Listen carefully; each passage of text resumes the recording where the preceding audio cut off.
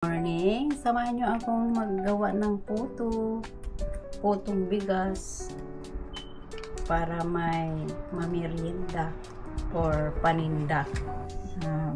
Giniling na bigas, 1 tablespoon na yeast, baking powder 1 tablespoon, and 1 cup sugar. Ilagay lahat yan.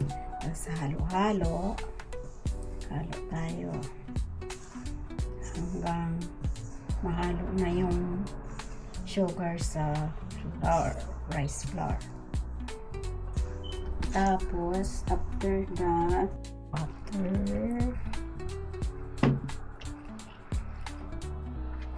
Yan muna siya.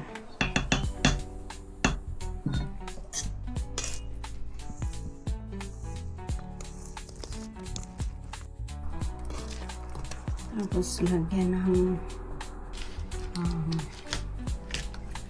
ganyan.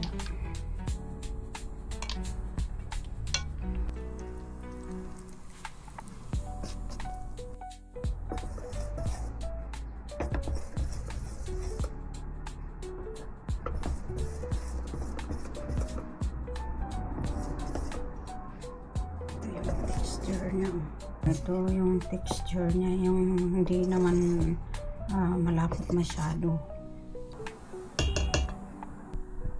Ang basong tubig na malamig. Halo-halo hanggang sa matunaw. At bago mo lagyan ng apoy, bago i-turn yung hindi pwedeng ganito ito. Pag nabuksan na yan, halo. Hindi mo talaga siya titigilan na para hindi mamuo na siya. Yan ay malingangan mo pag nagluto ka ng puto, maggawa ka ng ganito. It's ready.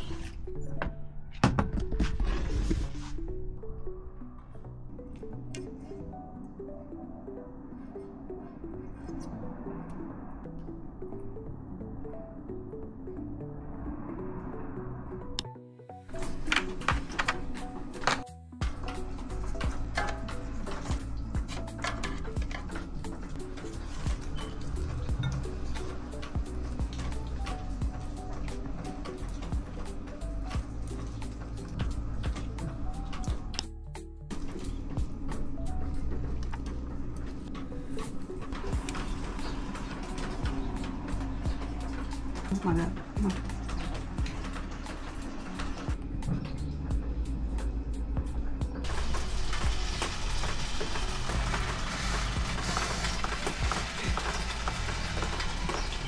20 minutes.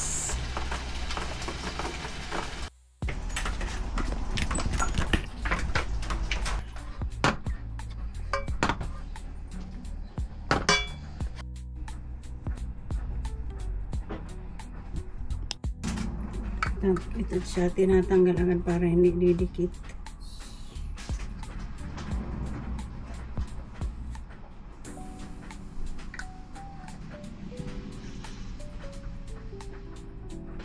Ito na yung puto. Masarap na puto.